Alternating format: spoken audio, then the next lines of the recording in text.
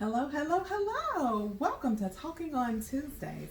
I'm Jacqueline, and this is my cozy work partner, Ozzie.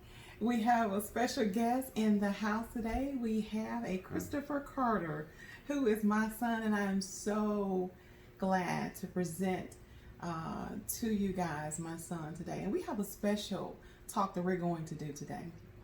We're talking about addiction, how it affects family members, and my son is going to tell you about how it affects family members. We want to let those who are in recovery, those who are thinking of recovery, we want to let you know that there is hope. Definitely. And so definitely I want my son to tell us, how do you feel about addiction? Addiction is a mind thing to where over time you use certain mechanisms to cope or to get over things, and it turns into a habit which eventually becomes an addiction. That's extremely hard to kick that habit and that addiction. It takes over your life and the lives around you in ways you can't even imagine before you indulge in certain things. Okay. So when you say indulge in certain things, are you talking about risky behavior things, or are you talking about good behavior things when you say indulge? Well, indulge can be a double-edged sword, and of course you can indulge in good things, but too much of anything is a bad thing. So whether it be opioids or other forms of drug abuse, or just the way that you speak to people in a negative manner, it can become abusive, and that eventually becomes a habit. So an addiction in a sense. Okay. Yeah. Thank you. Very well stated. And you stated about opioids, and the reason why I have Ozzie here is because Ozzie is on a mission, and he's with Ozzie Ops, which is our opioid prevention program with the Partnership for a Drug-Free Community. We are passionate about making sure that people know what opioids are. We know that those pain pills sometimes are not just pain pills. Right. They are addictive pills. Right. What would you say to those adolescents that are your age? What would you say to them about if they've had a sports injury, you've played a sports before? What has been your sports that you've played or ran, I should say? Right. I ran track for a while. Okay. So I can relate to sports-related trauma and PTSD from being injured during activities regarding the sport. So. Okay. And in doing so, can you, I wouldn't say agree with, but can you maybe imagine someone who is an athlete and they are having injury after injury, and you firsthand, you're a witness to having injury after injury and how you are expected to perform, but you're expected to perform while you are hurt. Right. And how easy that could be for someone to just be addicted to those painkillers because you have to get up, perform, stay on your scholarship. What hope would you give to those athletes that are there who are going through that pain, who feels that they have to have the opioids to get through? What would be your your hope statement that you would give to them?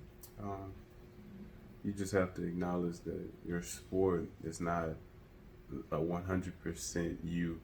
So you have to compartmentalize, and you can't treat you when it's the sport that's causing pain. So your treatment or just proper dieting and other things that are more related to that specific area of your life, instead of trying to take pills that are not pills or whatever you may do to cope, that are designed for other aspects of your life and not necessarily sports, or they could relate to anything. I mean, if you're dealing with something in one area, you have to compartmentalize and solve that issue and not treat it with something meant for another area of life. And that's when you start to have, a whole lot of spilled milk. And it's a snowball effect on your emotions, on your mental state, everything. Okay. So there you have it, from an athlete, from a young adult who has experience going through things. And when you are trying to perform your best or try to be your best, even our loved ones that may be addicted to something, they're trying to be their best selves, but sometimes that does not come forward. How do we help them? How do we help them to realize that if it's prescribed on this bottle, the physician knows best. You have to take however many pills it says and leave it at that. How do we keep telling them and keep educating them where we can motivate our loved ones to stay healthy and to be where they cannot want to be in that bad place of addiction anymore? How can we help our loved ones, Christopher?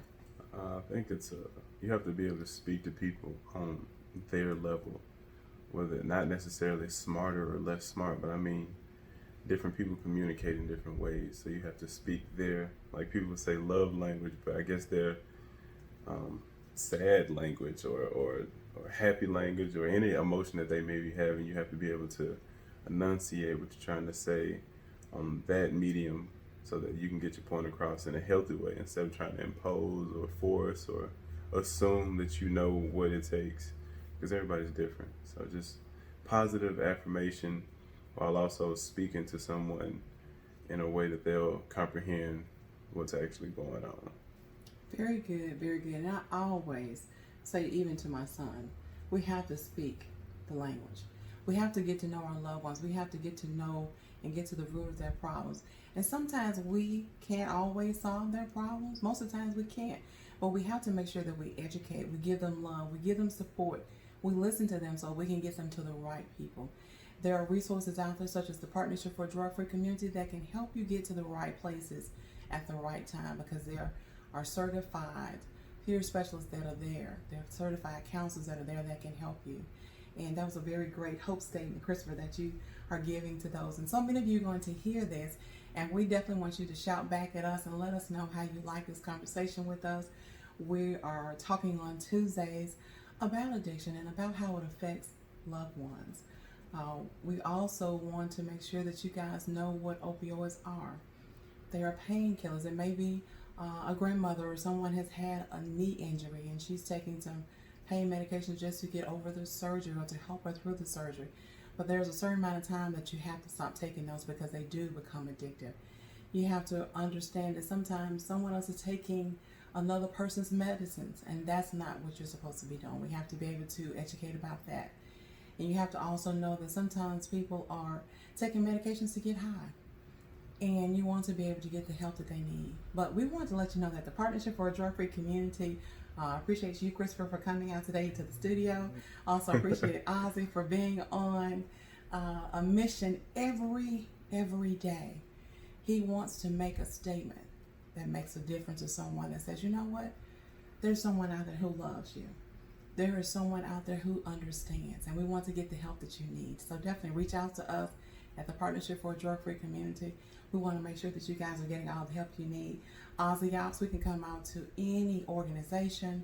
We can come out to a daycare. We can speak to any population and talk to them about opioid prevention.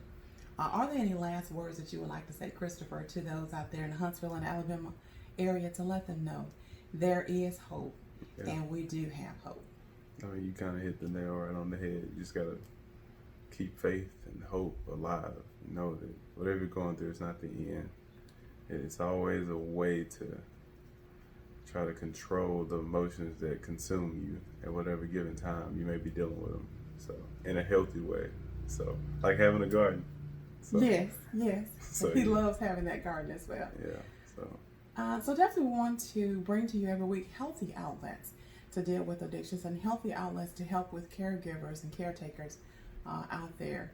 My son is a great example, and I'm not just saying it because he's my son, but he has endured some things in his life, and he could have had a chance to partake in alcohol or drugs, but he chose not to. He chose to stand up strong. He chose to face it and to deal with it and rise up again. He chose to educate himself and to get help, or to find out how, when I'm stressed, how do I deal with stress? You know, I get stressed every day too, and people know me. I'm most days joyful, but there are times when I get stressful too. But we want you to know that on Talking on Tuesdays, we're trying to offer, and we are offering, healthier ways of dealing with stress and maintaining as we go through this COVID-19 crisis. Definitely there are ways that we can learn to deal with things in a very healthful manner. So again, thank you so much, Christopher, for joining us. Thank you so much, Ozzie, for being with us. And thank you for you, for joining us and talking on Tuesdays. We'll see you next time. Goodbye.